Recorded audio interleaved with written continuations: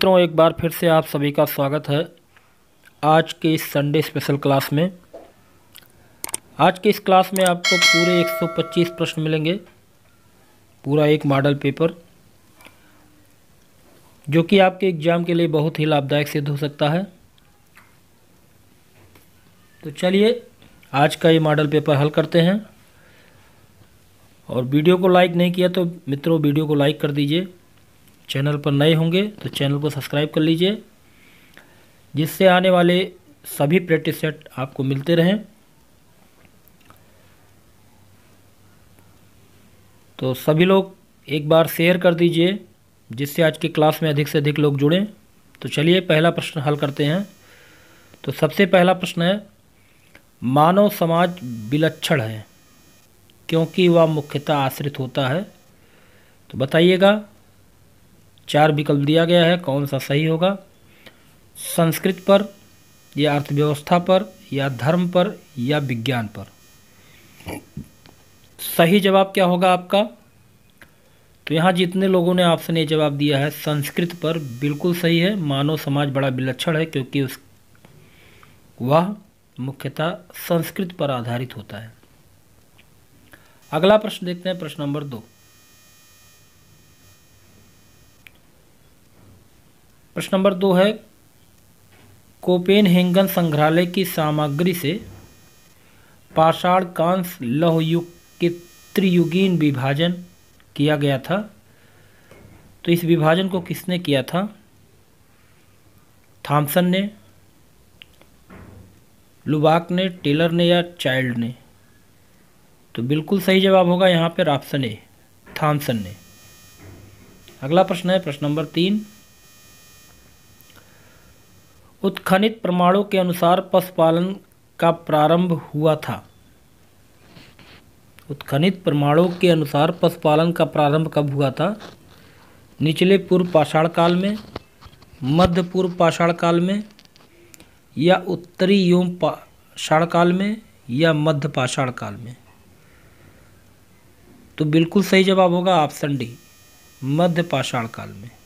उत्खनित प्रमाणों के अनुसार पशुपालन का प्रारंभ हुआ था मध्य पाषाण काल में, ऐसा माना जाता है। प्रश्न नंबर 4 देखते हैं। वीडियो को लाइक कर दीजिए मित्रों सभी लोग। प्रश्न नंबर 4 है, मध्य पाषाणिक प्रसंग में पशुपालन के प्रमाण जहां मिले हैं वह कौन सा स्थान है? लंघनाज है, बीरभानपुर है, आदमगढ़ है, या चौपानी मांडो है? सही बताइएगा, विकल्प क्या होगा? तो यहाँ पर ऑप्शन सी सही होगा, आदमगढ़। अगला प्रश्न है, प्रश्न नंबर 5। निम्नलिखित में से किस स्थल से हड्डी के उपकरण प्राप्त हुए हैं? चौपानी मांडो से, काकोरिया से, माधहा से, साराय नहर से? आपका जवाब क्या होगा? तो यहाँ जितने लोगों ने ऑप्शन सी जवाब दिया बिल्कुल सही है, माधहा से। यहाँ से हड्डी के उपकरण प्राप्त हुए हैं। अगला प्रश्न है, प्रश्न नंबर 6। हड्डी से निर्मित आभूषण भारत में मध्य पाषाण काल के संदर्भ में प्राप्त हुए हैं। सराय नहर से, माधहा से, लेखिनिया से, या चौपानी मांडो से? तो यहाँ पे सही जवाब क्या होगा? तो जितने लोगों ने ऑप्शन बी जवाब दिया बिल्कुल सही है, माधहा से। तो हड्डी से निर्मित आभूषण भारत में मध्य पाषाण काल माधहा से प्राप्त हुए हैं। अगला प्रश्न है, प्रश्न नंबर 7। खाद्यान्नों की कृषि सर्वप्रथम प्रारंभ हुई थी नवपाषाण काल में, या मध्य पाषाण काल में, या पुरापाषाण काल में, या प्रोटो ऐतिहासिक काल में? सही जवाब क्या होगा? तो यहाँ पे जितने लोगों ने ऑप्शन ए जवाब दिया है नवपाषाण काल में, बिल्कुल सही जवाब है। तो खाद्यान्नों की कृषि प्रारंभ हुई थी नवपाषाण काल में। अगला प्रश्न है, प्रश्न नंबर 8। भारत में मानव का सर्वप्रथम साक्ष्य कहाँ मिलता है? नीलगिरी पहाड़ियों में, शिवालिक पहाड़ियाँ, नल्ला माला पहाड़ियाँ, या नर्मदा घाटी? तो बिल्कुल सही जवाब होगा ऑप्शन डी, नर्मदा घाटी से। भारत में मानव का सबसे पहले साक्ष्य जो मिला है नर्मदा घाटी से मिला है। अगला प्रश्न देखते हैं, प्रश्न नंबर 9। प्रश्न नंबर 9 में है कौटिल्य का अर्थशास्त्र क्या है? ऑप्शन ए, चंद्रगुप्त मौर्य के संबंध में नाटक है, या आत्मकथा है, या चंद्रगुप्त मौर्य का इतिहास है, या शासन के सिद्धांतों की पुस्तक है। तो आपका जवाब क्या होगा? तो यहाँ पे सही जवाब है ऑप्शन डी, शासन के सिद्धांतों की पुस्तक है कौटिल्य का अर्थशास्त्र। चलिए अगला प्रश्न देखते हैं, प्रश्न नंबर 10। प्रश्न नंबर 10 में है उदयन वासोदत्ता की दंत कथा संबंधित है। ऑप्शन ए, उज्जैन से, या मथुरा से, या महेशमती से, या कौशाम्बी से। तो यहाँ पे सही जवाब होगा ऑप्शन ए, उज्जैन से। तो उदयन वासुदत्ता की दंत कथा संबंधित है उज्जैन से। प्रश्न नंबर 11, योधेय सिक्कों पर किस देवता का अंकन मिलता है? वासुदेव, मित्र, इंद्र, या कार्तिकेय। तो यहाँ पे सही जवाब क्या होगा? ऑप्शन डी, बिल्कुल सही है, कार्तिकेय। योधेय सिक्के पर कार्तिकेय देवता का अंकन मिलता है। अगला प्रश्न है प्रश्न नंबर 12। कनिष्क के सारनाथ बौद्ध प्रतिमा अभिलेख की तिथि क्या है? कनिष्क के सारनाथ बौद्ध की प्रतिमा के अभिलेख की तिथि क्या है? तो यहाँ पे सही जवाब होगा ऑप्शन बी, 81 ईस्वी सन।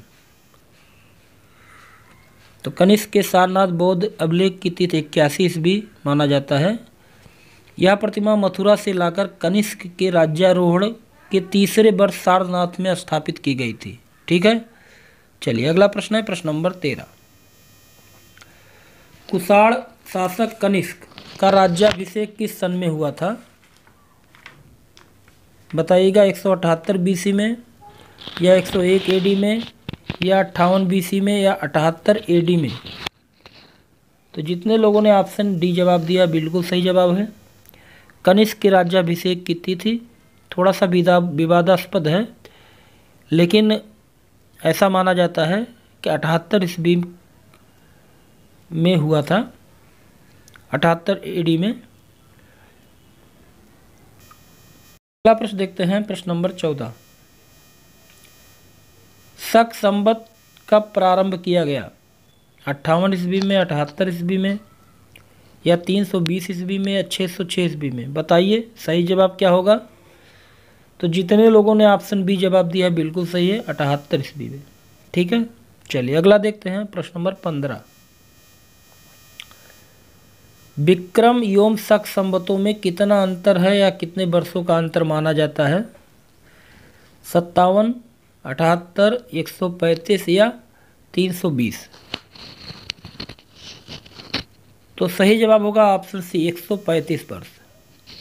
तो विक्रम एवं शक संवतों के बीच का अंतर जो है 135 वर्ष है। तो चलिए इसको जान लेते हैं थोड़ा सा। कैलेंडर में जो भी सन चलता है, अगर 57 वर्ष हम जोड़ देते हैं तो विक्रम संवत प्राप्त कर लेते हैं। ठीक है, जैसे मान लीजिए इस समय हमारा 2022 चल रहा है, तो 22 में 57 वर्ष हम ऐड कर देंगे तो जो भी मिलेगा वो हो जाएगा हमारा विक्रम संवत। और क्या है, कोई भी सन से अगर हम 78 वर्ष घटा देते हैं तो हमको शक संवत प्राप्त होता है। जैसे 2022 चल रहा है हमारा, 78 वर्ष अगर हम घटा देते हैं तो हमें क्या मिलता है? शक संवत। ठीक है, तो विक्रम संवत कैसे प्राप्त होता है? कोई भी सन में अगर हम 57 वर्ष ऐड कर देते हैं तो हमें विक्रम संवत प्राप्त होता है। ठीक है, तो इस तरह से शक और विक्रम संवत में टोटल मिलाकर 135 वर्षों का अंतर होता है। ठीक है, तो चलिए कमेंट बॉक्स में बताइएगा कि वर्तमान में कौन सा विक्रम संवत चल रहा है। बताइएगा कि इस समय विक्रम संवत क्या है। सभी लोग कमेंट करके बताइए कि विक्रम संवत कौन सा चल रहा है। चलिए अगला प्रश्न देखते हैं, आप लोग कमेंट कीजिएगा। प्रश्न नंबर 16,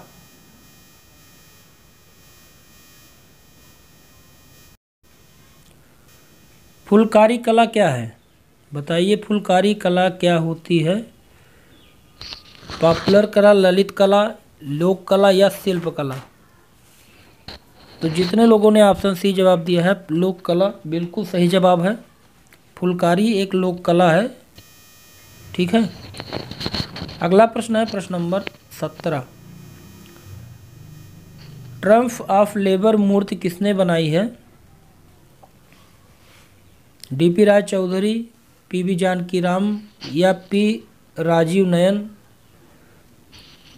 या बलबीर सिंह कट। तो बिल्कुल सही जवाब होगा ऑप्शन ए, डीपी राय चौधरी। ये मूर्ति किसने बनाई, डीपी राय चौधरी ने। अगला प्रश्न है, निम्नलिखित ग्रंथों को उनके लेखकों के साथ सुमेलित करना है। तो देखिए नग्नजीत ने चित्रसूत्र की रचना की थी। तो यहाँ पर पहले को चौथे से मिलाते हैं। जयदेव का कौन सा ग्रंथ है। गीत गोविंद है, वात्सायन, कामसूत्र और 12 मिहिर बृहत संहिता। तो इस तरह से हमारा जो विकल्प सही होगा ऑप्शन सी, 4, 3, 1 और 2। अगला प्रश्न हल करते हैं, प्रश्न नंबर 19। निम्नलिखित को सुमेलित कीजिए। एक तरफ पेंटिंग्स दिए गए हैं और दूसरी तरफ अजंता से के गुफा नंबर दिए गए हैं। तो चलिए देखते हैं। बोधिसत्व पद्म पाड़ी पेंटिंग जो है ये गुफा संख्या 1 में है। ठीक है, तो चलिए इसको मिलाते हैं, गुफा संख्या 1। इसके बाद विदुर पंडित जातक पेंटिंग, ये आपका गुफा संख्या 2 में स्थित है, बना हुआ है। तीसरा है बेसांतर जातक पेंटिंग, गुफा संख्या 17 में है। और चैतहाल गुफा संख्या 19। तो इस तरह से 3, 4, 2, 1, 3, 4, 2 और 1, 3, 4, 2, 1। तो देख लेते हैं किस विकल्प में है। ऑप्शन बी में 3, 4, 2, 1। तो ऑप्शन बी यहाँ पे सही होगा। अगला देखते हैं प्रश्न नंबर 20, दिल्ली के प्राचीन शहरों का कालक्रम अनुसार क्रमबद्ध कीजिए। तो यहाँ पे 4 विकल्प दिया गया है, सही विकल्प क्या होगा। तो सही विकल्प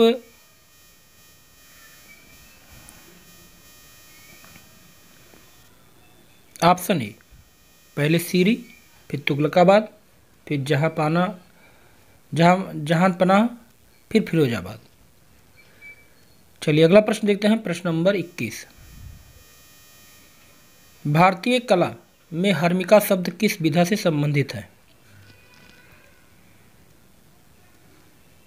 ऑप्शन ए मूर्तिकला, ऑप्शन बी चित्रकला, ऑप्शन सी छापा चित्रण, ऑप्शन डी स्तूप स्थापत्य। तो यहाँ पे सही जवाब होगा ऑप्शन डी स्तूप स्थापत्य। अगला प्रश्न है, दाखिल दरवाजा कहाँ स्थित है। जयपुर में है, गौड़ में है, दिल्ली में है या आगरा में है।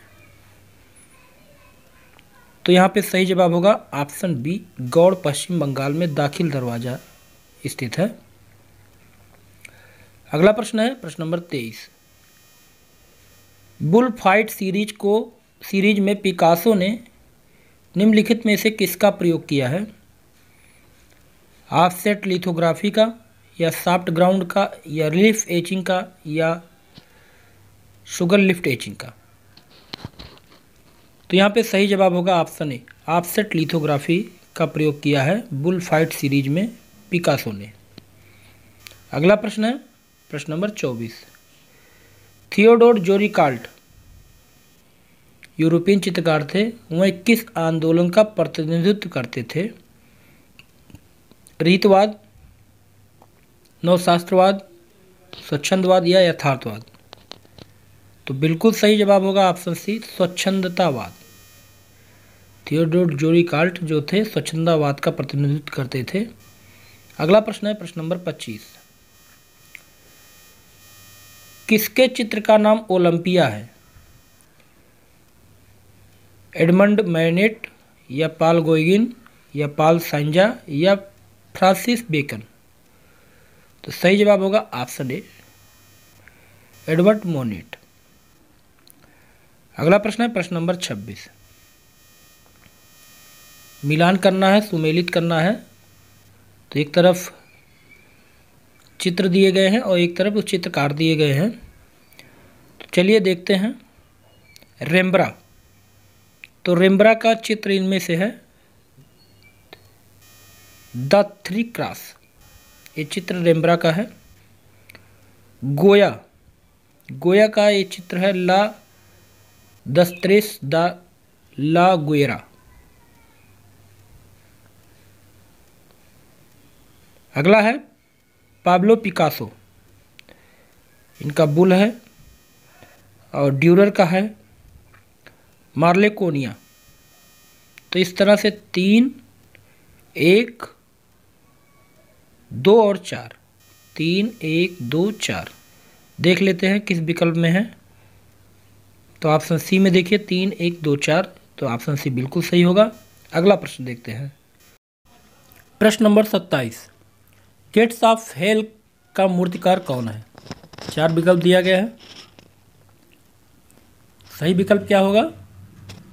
तो यहाँ पे जितने लोग ऑप्शन बी जवाब दे रहे हैं बिल्कुल सही है, अगस्त रोदिन। ये मूर्ति किसकी है? गेट्स ऑफ हेल अगस्त रोदिन का। अगला प्रश्न है प्रश्न नंबर 28। किसने लॉन्चिंग ग्रास नामक पेंटिंग बनाई? मोनेट ने, मैनेट ने, रोइन ने या डेगा ने? तो यहाँ पे सही जवाब होगा ऑप्शन बी, मोनेट ने। अगला प्रश्न है प्रश्न नंबर 29।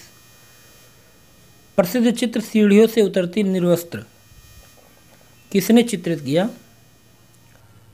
जॉर्जियो डी सिरको ने, पाब्लो पिकासो ने, मार्सेल धूसा ने या फ्रांस मार्क ने? तो यहाँ पे सही जवाब होगा ऑप्शन सी, मार्सेल धूसा। तो सीढ़ियों से उतरती या जीने से उतरती निर्वस्त्र मार्सेल धूसा का चित्र है। प्रश्न नंबर 30। प्रभाववाद का जनक कलाकार कौन था? बताइए प्रभाववाद का जनक कलाकार कौन थे?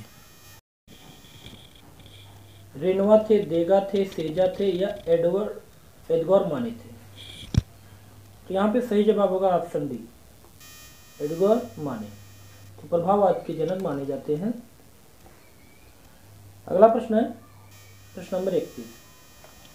मेटर्निटी चित्र किसने तैयार किया? वान गॉग ने, रूसो ने, पॉल गोंगा ने या सेजा ने? तो यहाँ सही विकल्प होगा ऑप्शन ए, वान गॉग। ठीक है, मेटर्निटी नामक चित्र वान गॉग का बनाया हुआ है। अगला प्रश्न है मेदुसा का बेड़ा चित्र किसने चित्रित किया?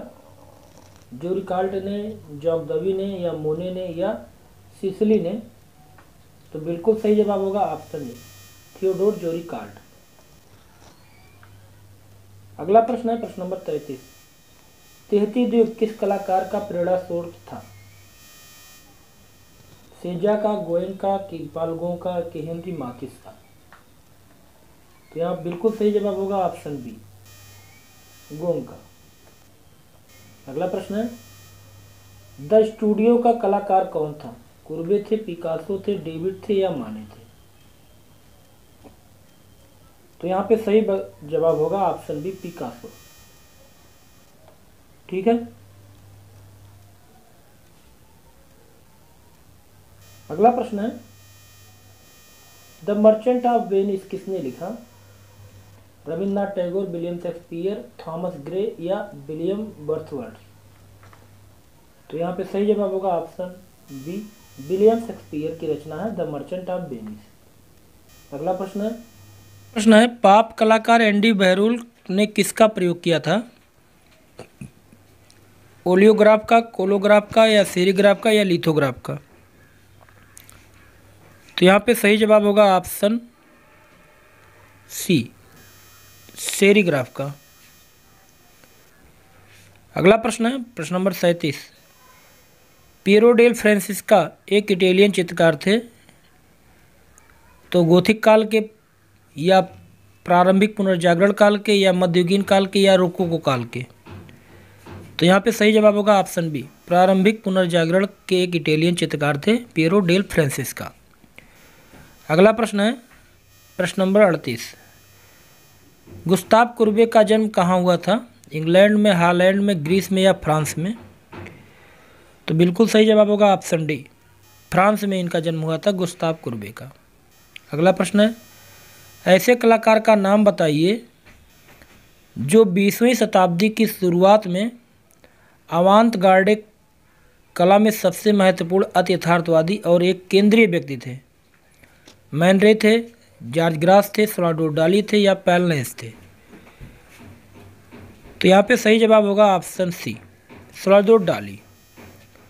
अगला प्रश्न है प्रश्न नंबर 40। गोथिक युग की मूर्तिकला का उच्चतम शास्त्रीय रूप यहाँ पाया जाता है, कहाँ पे? नाइट्रिम गिरजा में, या रीम्स गिरजा में, या एमिसेंस गिरजा में, या ब्रुसेज गिरजा में? तो यहाँ पे सही जवाब होगा ऑप्शन बी, रीम्स गिरजा में। तो गोथिक युग की मूर्तिकला का उच्चतम शास्त्रीय रूप रीम्स गिरजा में पाया जाता है। अगला प्रश्न है प्रश्न नंबर 41 देखते हैं। सिस्टीन चैपल के भित्ति चित्र किसके द्वारा चित्रित किए गए? Raphael, El Greco, Michelangelo, या लियोनार्डो दा विंसी? तो यहाँ पे सही जवाब होगा ऑप्शन सी, माइकल एंजेलो। ठीक है, चलिए अगला प्रश्न देखते हैं प्रश्न नंबर 42। मोजाइक कला किससे संबंधित है? बाइजेंटाइन कला से, आधुनिक कला से, गोथिक कला से, या शास्त्रीय कला से? तो यहाँ पे बिल्कुल सही जवाब होगा ऑप्शन ए, बाइजेंटाइन कला से संबंधित है। अगला प्रश्न है उस चित्रकार का नाम बताइए जो मूर्तिकार भी था। माइकल एंजेलो थे, लियोनार्डो दा विंसी थे, या राफेल थे, या जियोवनी थे? तो यहाँ पे सही जवाब होगा ऑप्शन ए, माइकल एंजेलो। तो माइकल एंजेलो एक प्रसिद्ध मूर्तिकार थे, ठीक है, और चित्रकार भी थे। अगला देखते हैं वीनस ऑफ अर्बाइनो का चित्रकार कौन है? वीनस ऑफ अर्बाइनो का चित्रकार कौन है? जियोन, पीटर पाल रूबेंस, या पॉलीक्लिटस, या टीसियन? तो बिल्कुल सही जवाब होगा ऑप्शन डी, टीसियन। अगला प्रश्न है प्रश्न नंबर 45। शैलखंडों की राजकुमारी किस कलाकार ने बनाया? राफेल ने, नंदलाल बोस ने, यामिनी राय ने, या लियोनार्डो दा विंची ने? तो यहाँ पे सही जवाब होगा, तो सही जवाब होगा option D, Leonardo da Vinci. ठीक है, अगला प्रश्न है तैल चित्रण का आविष्कार किसने किया था? बताइए सही जवाब क्या होगा? तो यहाँ पे सही जवाब होगा ऑप्शन सी, वान आइक बंधुओं ने तैल चित्रण का आविष्कार किया था, और ये नीदरलैंड के थे। अगला प्रश्न है मोनालिसा कहाँ संग्रहित है? बताइए मोनालिसा कहाँ संग्रहित है? 4 विकल्प दिया गया है। तो बिल्कुल सही जवाब होगा ऑप्शन ए, म्यूसी द लुब्र में। ठीक है, और यह वर्तमान में पेरिस में है, लुब्र संग्रहालय। अगला देखते हैं पोप जूलियस द्वितीय के मकबरे के लिए माइकल एंजेलो का मोसेस किस माध्यम में बना? फ्रेस्को माध्यम में, तैल चित्रफलक के माध्यम में, या प्लास्टर ऑफ पेरिस माध्यम में, या संगमरमर में? तो यहाँ पे सही जवाब होगा ऑप्शन डी, संगमरमर में। अगला प्रश्न है अरस्तु ने कला को क्या कहा? प्रकृति की नकल, सत्य की अनुकृति, या अंतः ज्ञान की प्रेरणा, या भाव की अभिव्यक्ति? तो यहाँ पे सही जवाब होगा ऑप्शन ए, प्रकृति की नकल। अरस्तु यूनान के दार्शनिक थे, उन्होंने कला को प्रकृति की नकल कहा है। अगला प्रश्न है प्रश्न नंबर 50। 9 रसों के साथ वे कौन से 2 रस हैं जिन्हें बाद में सम्मिलित किया गया? बताइए। संयोग व वियोग, वात्सल्य व भक्ति, आश्चर्य एवं अनुभूत, या उपरोक्त में से कोई नहीं। तो यहाँ पे सही जवाब होगा ऑप्शन बी, वात्सल्य और भक्ति को बाद में सम्मिलित किया गया। चलिए अगला प्रश्न है प्रश्न नंबर 51।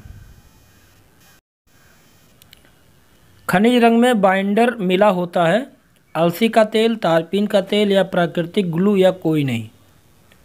तो यहाँ पे सही जवाब होगा ऑप्शन सी, प्राकृतिक ग्लू। अगला प्रश्न है प्रश्न नंबर 52, देखते हैं। तारपीन के तेल का प्रयोग ऑयल पेंटिंग में किया जाता है, बाइंडर के रूप में, रंग में चमक लाने के लिए, रंग को पतला करने के लिए, इनमें से कोई नहीं। तो यहाँ पे सही जवाब होगा ऑप्शन सी, रंग को पतला करने के लिए तारपीन के तेल का प्रयोग किया जाता है ऑयल पेंटिंग में। अगला प्रश्न है प्रश्न नंबर 53। तैल चित्रण का माध्यम कौन सा है? सरसों का तेल है, या अलसी का तेल है, या अखरोट का तेल है, या सोया का तेल है? तो यहाँ पे सही जवाब होगा ऑप्शन बी, अलसी का तेल। अगला प्रश्न है प्रश्न नंबर 54। पेस्टल रंगों के लिए उपयुक्त कागज क्या है? चिकना सफ़ेद, मोटा हस्त निर्मित, भूरा खुरदुरा, या टेक्सचार्ड कागज? तो यहाँ पे सही जवाब होगा ऑप्शन सी, भूरा और खुरदुरा जो है कागज पेस्टल रंगों के लिए अधिक उपयुक्त माना जाता है। अगला प्रश्न है प्रश्न नंबर 55। निम्न में से मोम का प्रयोग कर किस विधि में चित्रण किया जाता है? कोलाज चित्रण में, या भित्ति चित्रण में, बाटिक चित्रण में, या फैब्रिक चित्रण में? तो यहाँ पे सही जवाब होगा ऑप्शन सी, बाटिक चित्रण में मोम का प्रयोग किया जाता है। चलिए अगला प्रश्न है प्रश्न नंबर 56। भारतवर्ष में प्रकाशित पहला समाचार पत्र या पहला अखबार कौन सा है? Indian express, Hindustan times, the Hindu, या बंगाल गजट? तो सही जवाब होगा ऑप्शन डी, बंगाल गजट। पहला अखबार जो है बंगाल गजट है। अगला प्रश्न है प्रश्न नंबर 57। न्यूज़पेपर बंगाल गजट के संस्थापक कौन थे? 4 विकल्प दिया गया है, सही जवाब बताइए क्या होगा? तो यहाँ पे सही जवाब होगा option B, James August Hicky. तो न्यूज़ पेपर बंगाल गजट के संस्थापक थे जेम्स ऑगस्ट हिक्की। अगला प्रश्न है प्रश्न नंबर 58। कोलकाता में पहली छपाई मशीन कब लगाई गई थी? 1600 ईस्वी में, या 1780 ईस्वी में, या 1820 ईस्वी में, या 1910 ईस्वी में? तो यहाँ पे सही जवाब होगा ऑप्शन बी, 1780 ईस्वी में कोलकाता में पहली छपाई मशीन लगाई गई थी। अगला प्रश्न है, भारत में पहली विज्ञापन एजेंसी कहाँ पर खुली थी? दिल्ली में, मुंबई में, अहमदाबाद में, या कोलकाता में? तो सही जवाब होगा ऑप्शन डी, कोलकाता में भारत की पहली विज्ञापन एजेंसी खुली थी। अगला प्रश्न है प्रश्न नंबर 60। छपाई कला की खोज कब हुई थी, कहाँ हुई थी? इंग्लैंड में, फ्रांस में, चीन में, या भारत में? तो जितने लोगों ने सी जवाब दिया बिल्कुल सही है, चीन में हुई थी छपाई कला की खोज। अगला प्रश्न है प्रश्न नंबर 61। बाबर को किस पद्य शैली का जन्मदाता माना जाता है? शायरी का, मुबैयान का, या दीन पनाह का? इनमें से कोई नहीं। तो सही जवाब होगा ऑप्शन बी, मुबैयान का। तो बाबर को मुबैयान पद्य शैली का जन्मदाता माना जाता है। अगला प्रश्न है प्रश्न नंबर 62। तुझके बाबरी के लेखक कौन है? शाह मोहम्मद, बाबर, अबुल फजल, या गुलबदन बेगम? तो यहाँ पे सही जवाब होगा ऑप्शन बी, बाबर है। अगला प्रश्न देखते हैं प्रश्न नंबर 63। कलमकारी का संबंध किस राज्य से है? आंध्र प्रदेश, उत्तर प्रदेश, बिहार, या छत्तीसगढ़? तो बिल्कुल सही जवाब होगा ऑप्शन ए, आंध्र प्रदेश। तो कलमकारी का संबंध आंध्र प्रदेश राज्य से है। अगला प्रश्न है, पोटैटो ईटर्स नाम का प्रसिद्ध चित्र किसका है? रिम्ब्रा का है, काउरबेट का है, वान गॉग का है, मेडग्लानी का है। तो सही जवाब होगा ऑप्शन सी, वान गॉग का है। अगला प्रश्न देखते हैं, अल्बर्ट ड्यूरर का जन्म कब हुआ था? 1510 ईस्वी में, 1470 ईस्वी में, 1528 ईस्वी में या 1478 ईस्वी में? तो यहाँ पे सही जवाब होगा ऑप्शन बी, 1471 ईस्वी में। अल्बर्ट ड्यूरर का जन्म 1471 ईस्वी में हुआ था। अगला प्रश्न है, इनमें से कौन सा चित्रकार बालों की अद्वितीय चित्रांकन के लिए प्रसिद्ध है? रूबेंस, मोरनी, पाल ब्रोनीज या ड्यूरर? तो बिल्कुल सही जवाब होगा ऑप्शन डी, ड्यूरर। अगला प्रश्न देखते हैं, प्रश्न नंबर 67। इटली में 15वीं शताब्दी की कला शैली को क्या कहा जाता है? अंतिम गोथिक, बाइजेंटाइन, पूर्व पुनरुत्थान काल, चरम पुनरुत्थान काल? तो सही जवाब होगा ऑप्शन सी, पूर्व पुनरुत्थान काल। अगला प्रश्न है, प्रख्यात चित्र वीनस को किसने चित्रित किया? बेतिचिल्ली ने, रॉफेल ने, रूबेंस में या वान डेर वाइंडर ने? तो सही जवाब होगा ऑप्शन ए, बेतिचिल्ली। तो वीनस को चित्रित किया था बेतिचिल्ली ने। अगला प्रश्न देखते हैं, कांगड़ा शैली में कितने प्रकार की नायिकाएं होती थी? 2, 7, 3, 5? तो बिल्कुल सही जवाब ऑप्शन सी, 3 प्रकार की नायिकाएं होती थी। अगला प्रश्न है, अंडाकार रूप में व्यक्ति चित्रण किस शैली में हुआ है? राजस्थानी शैली में, कंपनी शैली में, अभ्रंश शैली में या पहाड़ी शैली में? तो ऑप्शन डी सही होगा, पहाड़ी शैली में अंडाकार रूप में व्यक्ति चित्रण हुआ है। अगला प्रश्न है, प्रश्न नंबर 71। शाह कलम में चित्र शाहजहां काल में बनाए गए या प्रभृत क्या है? काले रंग से चित्रों को बनाना या चित्र को काली पट्टियों से सीमांकित करना या काली तूलिका से चित्र बनाना या काले कागज पर चित्र बनाना? तो यहाँ पे सही जवाब होगा ऑप्शन ए, काले रंग से चित्र बनाना। अगला प्रश्न देखते हैं, प्रश्न नंबर अगला है, शाहजहां काल की चित्रकला में चित्रित लघु चित्रों में अधिक चित्रित है युद्ध दृश्य है कि रंग महल है कि शिकार दृश्य या धार्मिक विषय है? तो बिल्कुल सही जवाब होगा ऑप्शन बी, रंग महल। अगला प्रश्न है, किस मुगल शासक के काल में कला पर पाश्चात्य प्रभाव दिखाई देता है? शाहजहां, अकबर, जहांगीर या औरंगजेब? तो मुगल काल में पाश्चात्य कला का प्रभाव दिखाई देने लगा था अकबर के शासनकाल से। तो ऑप्शन बी यहाँ पर बिल्कुल सही होगा। अगला प्रश्न देखते हैं, प्रश्न नंबर 74। भित्ति चित्र म्यूरल किस भाषा से उत्पन्न हुआ है? फ्रेंच से, अंग्रेजी से, जर्मनी से या इटालियन से? तो यहाँ पे सही जवाब होगा ऑप्शन बी, अंग्रेजी से। अगला प्रश्न है, निम्न में कौन सा स्थान भारत का आद्य ऐतिहासिक स्थान नहीं है? आद्य ऐतिहासिक स्थल नहीं है मोहनजोदड़ो, लोथल, सिंघनपुर या हड़प्पा? तो यहाँ पे सही जवाब होगा ऑप्शन सी, सिंघनपुर जो है वो आद्य ऐतिहासिक स्थल नहीं है। अगला प्रश्न है,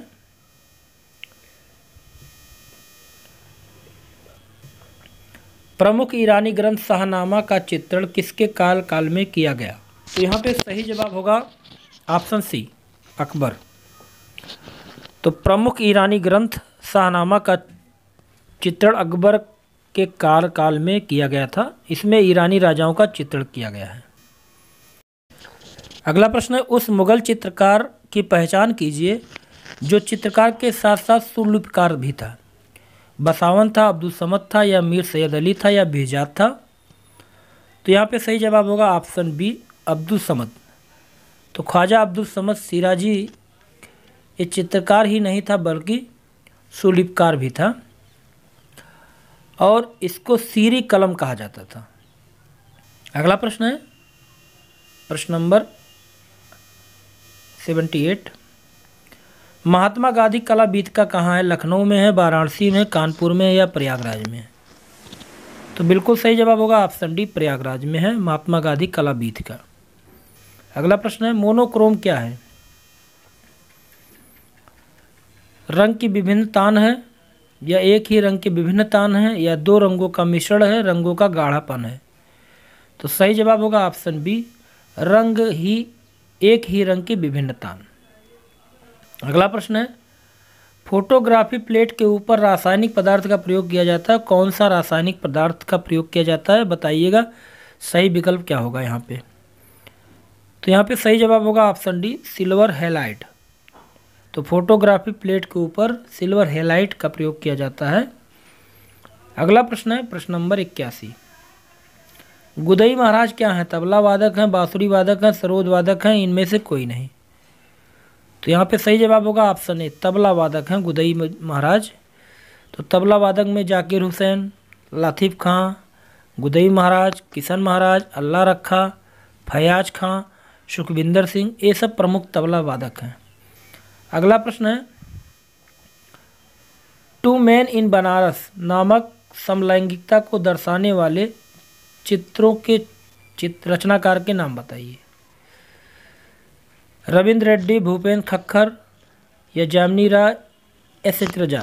सही जवाब क्या होगा? तो यहाँ पे सही जवाब होगा ऑप्शन बी, भूपेन खक्खर। अगला प्रश्न है, स्पिरिचुअल इन आर्ट के लेखक कौन है? बताइए सही जवाब क्या होगा? यहाँ पे सही जवाब होगा ऑप्शन बी, कैंडिशकी। स्पिरिचुअल इन आर्ट के लेखक है कैंडिशकी। अगला प्रश्न है, नेशनल इंस्टीट्यूट ऑफ डिजाइन की स्थापना किस वर्ष हुई? 1963, 1962, 1971, 1961 या 1964? तो सही जवाब होगा ऑप्शन सी, 1961। तो राष्ट्रीय डिजाइन संस्थान नेशनल इंस्टीट्यूट ऑफ डिजाइन की स्थापना हुई थी 1961। अगला प्रश्न है प्रश्न नंबर 85। एशियाई कला की अवधारणा के जनक कौन थे? ई.बी. हैवेल थे, या भगनी निवेदिता थी, ए. कुमार स्वामी थे, या कुकुजो ओकाकुरा थे? तो सही जवाब होगा ऑप्शन डी, कुकुजो ओकाकुरा।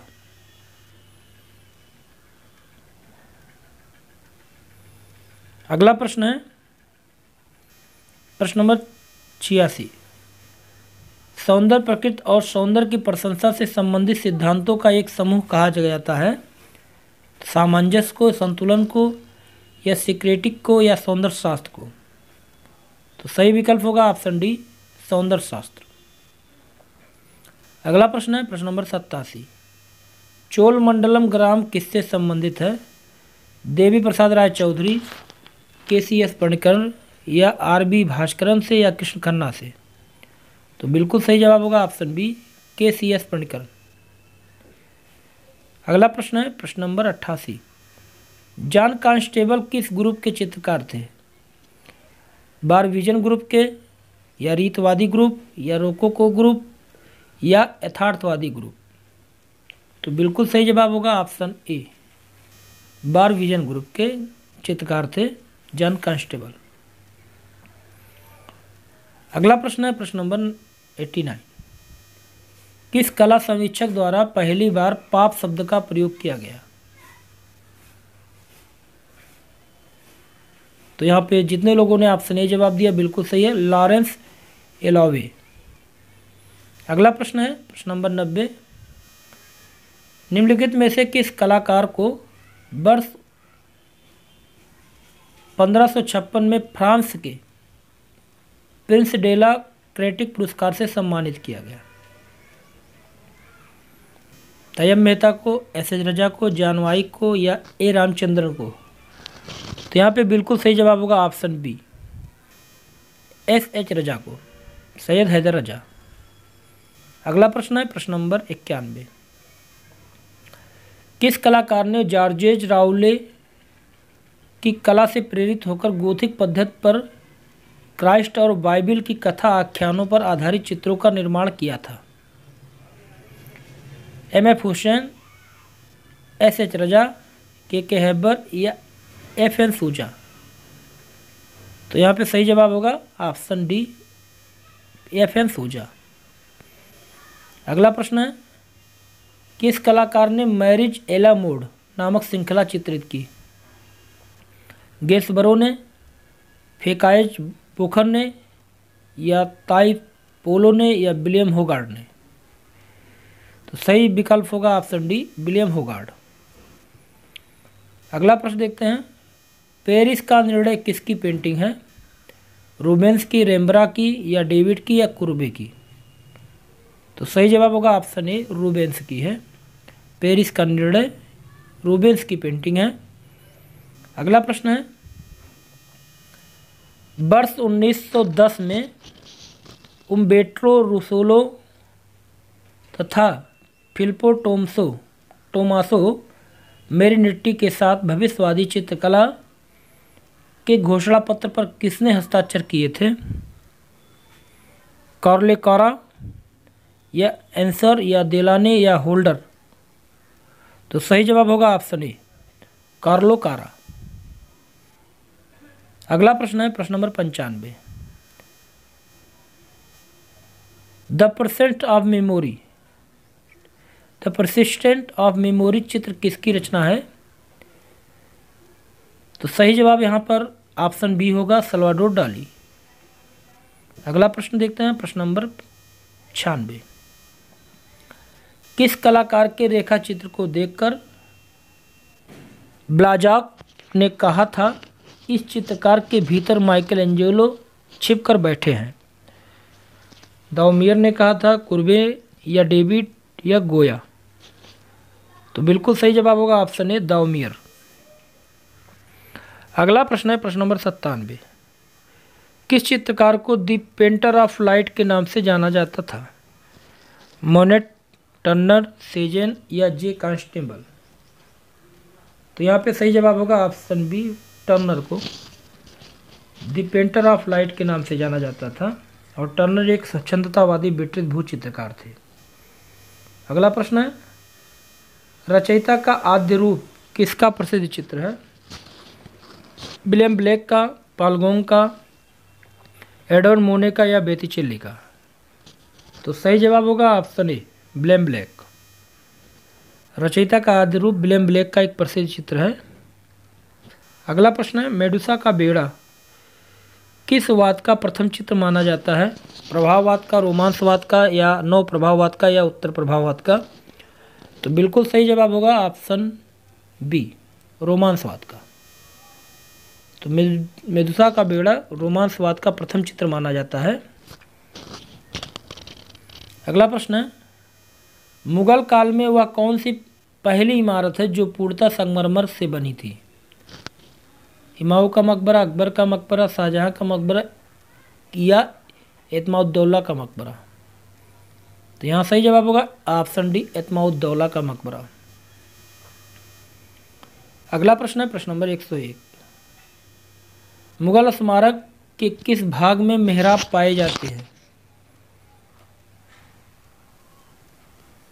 मीनार में, गुंबज में, मुख्य द्वार में, या किले के चारों ओर के दीवारों में?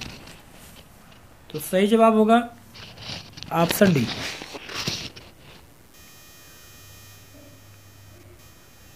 किले के चारों ओर की दीवारों में।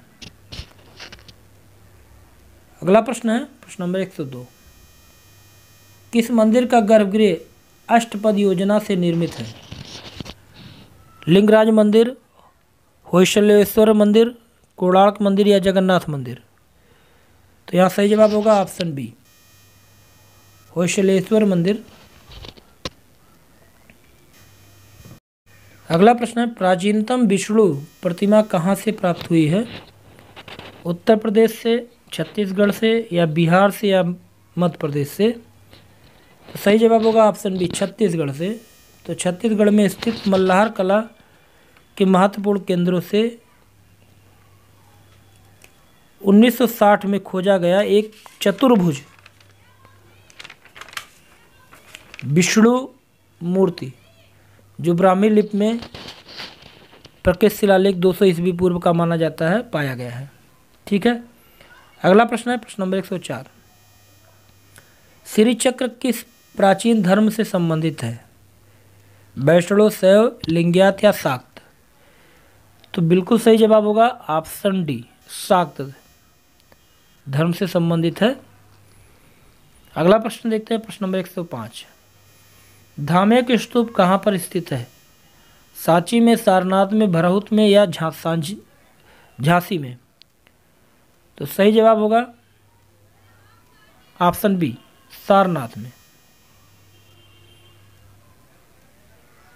अगला प्रश्न है प्रश्न नंबर 106, गुप्त काल में निम्नलिखित में से किस मंदिर में शिव पार्वती संगीत वाद्यों के साथ उकेरे गए हैं? सही जवाब क्या होगा? तो जितने लोगों ने ऑप्शन बी जवाब दिया है बिल्कुल सही है, नटचला कुठार मंदिर। अगला प्रश्न है एज ऑफ इनोसेंस के चित्रकार का नाम बताइए। पहला ऑप्शन रिनोल्ड्स, दूसरा ऑप्शन रिमवायर, तीसरा पिकासो या कांस्टेबल? तो सही जवाब होगा option A, Reynolds Age of Innocence के चित्रकार हैं। प्रश्न नंबर 108 देखते हैं, भारतीय लघु चित्रों के विशिष्ट संग्रहालय के लिए विख्यात रजा लाइब्रेरी कहाँ स्थित है? रामपुर में, कानपुर में या मुरादाबाद में या हैदराबाद में? तो यहाँ पे सही जवाब होगा ऑप्शन ए, रामपुर में। तो रजा लाइब्रेरी कहाँ पर स्थित है? रामपुर में स्थित है। चलिए अगला प्रश्न देखते हैं प्रश्न नंबर 109, चित्रकारी में तैल रंग का उपयोग पहली बार कहाँ किया गया? फ्रांस में, जर्मनी में, हालैंड में या ग्रीस में? तो सही जवाब होगा ऑप्शन सी, हालैंड में किया गया इसका पहला प्रयोग। अगला प्रश्न देखते हैं प्रश्न नंबर 110, गोश्ताराम विहार कहाँ स्थित है? राजगृह में, वैशाली में, कौशाम्बी में या श्रावस्ती में? तो बिल्कुल सही जवाब होगा ऑप्शन सी, कौशाम्बी में। अगला प्रश्न है प्रश्न नंबर 111, हड़प्पा के लोगों के सामान्य घरेलू बर्तन किससे बने होते थे? पत्थर, चीनी मिट्टी, ताम मिट्टी को अच्छी तरह पका गए चित्रांकन किए गए बर्तन? तो सही जवाब होगा ऑप्शन डी, मिट्टी को अच्छी तरह से पकाए गए चित्रांकित बर्तन। अगला प्रश्न है, हरिपुरा पोस्टर का शीर्षक क्या था? राधा और कृष्ण या माँ या शब्द और प्रतीक या जमीन जोतने वाला किसान? तो सही जवाब होगा ऑप्शन डी, जमीन जोतने वाला किसान। अगला प्रश्न है, बीसी सान्याल कौन थे? चित्रकार थे, मूर्तिकार थे, छापाकार थे या छायाकार थे? तो सही जवाब होगा ऑप्शन ए, चित्रकार थे बीसी सान्याल। अगला प्रश्न है, जामनी राय का जन्म कब हुआ था? 1887 में, 1897 में, 1877 में या 1880 में? तो यहाँ सही जवाब होगा ऑप्शन ए, 1887 में पश्चिम बंगाल के बांकुरा जिले में हुआ था जैमिनी राय का जन्म। अगला प्रश्न है, प्रख्यात मूर्तिकार चिंतामणिकर निम्नलिखित में से किस ललित कला विद्यालय के प्रधानाचार्य थे? तो बताइएगा सही जवाब क्या होगा? तो यहाँ पे सही जवाब होगा ऑप्शन डी, जितने लोगों ने ऑप्शन डी जवाब दिया है कोलकाता कॉलेज ऑफ आर्ट, बिल्कुल सही है। अगला प्रश्न देखते हैं प्रश्न नंबर 116, पियरो डेल फ्रांसिस्का का सैन फ्रांसिस्को गिरजाघर में किया गया सबसे मशहूर कार्य the history of the true cross एक है, तैल चित्रकारी है या टेम्परा है या जल वर्ण है या फ्रेस्को है? तो सही जवाब होगा ऑप्शन डी, फ्रेस्को चित्रण है। अगला प्रश्न है प्रश्न नंबर 117 देखते हैं, घनवाद में कितने आयाम होते हैं? 1, 2, 3, अनेक? तो सही विकल्प होगा ऑप्शन डी, अनेक। घनवाद में अनेक आयाम होते हैं। अगला प्रश्न है, बरोक शैली का मुख्य कलाकार कौन है? रूबेंस है, रेम्ब्रा है, बेतिचेल्ली है या कारावेजियो है? तो सही जवाब होगा ऑप्शन डी, कारावेजियो। तो कारावेजियो इटली के महान चित्रकार हैं और उन्होंने अपनी पेंटिंग में बरोक शैली का प्रयोग किया था। अगला प्रश्न है, किस स्थापत्य विधि ने गतिज स्थापत्य की अवधारणा का विकास किया? हेनरी मूर ने, गियाकोमेटी ने, रोदिन ने, अलेक्जेंडर कॉल्डर ने। तो सही जवाब होगा ऑप्शन डी, अलेक्जेंडर कॉल्डर। अगला प्रश्न है प्रश्न नंबर 120, पिशाचिनियों की सभा किसकी कृति है? पिशाचिनियों की सभा किसकी कृति है? पिसारो की, गोया की, लियोनार्डो दा विंसी की या माइकल एंजेलो की? तो सही जवाब होगा ऑप्शन बी, गोया की। तो पिशाचिनियों की सभा जो चित्र है वो गोया की है।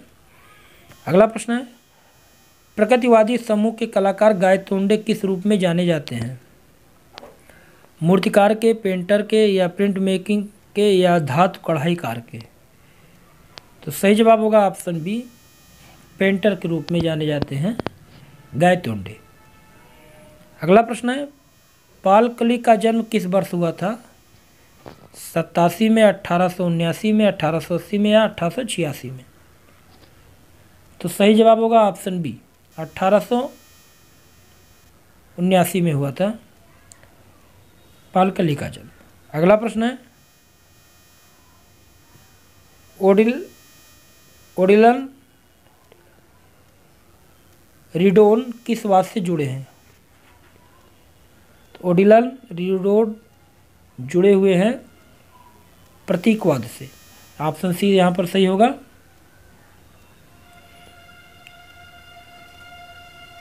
अगला प्रश्न है, ग्रुप 1890 का कौन सा सदस्य प्रिंट मेकर के रूप में भी जाना जाता है? तो सभी लोग इसका जवाब सही देंगे। ऑप्शन ए है ज्योति भट्ट। अगला प्रश्न है और इस वीडियो का लास्ट प्रश्न है, उस पाश्चात्य कला मनीषी का नाम बताइए जिसने कहा था कला हमारे जीवन का अनिवार्य और अभिन्न अंग है। टॉलस्टॉय थे, हर्बर्ट रीड थे, क्लाइवेल थे या सैमुअल कांट थे? तो बिल्कुल सही जवाब होगा ऑप्शन बी, हर्बर्ट रीड। तो ये कथन किसका था? Herbert read. तो उम्मीद है आपके 125 प्रश्नों में बहुत सारे प्रश्न सही हुए होंगे और आपको ये वीडियो अच्छा लगा होगा। तो मित्रों, अगर वीडियो अच्छा लगा होगा तो वीडियो को लाइक कर दीजिएगा और लोगों को शेयर कर दीजिएगा। अगले वीडियो में ऐसे ही कुछ महत्वपूर्ण प्रश्नों के साथ फिर मिलते हैं। तब तक के लिए जय हिंद, जय भारत। आपका दिन शुभ हो, मंगलमय हो।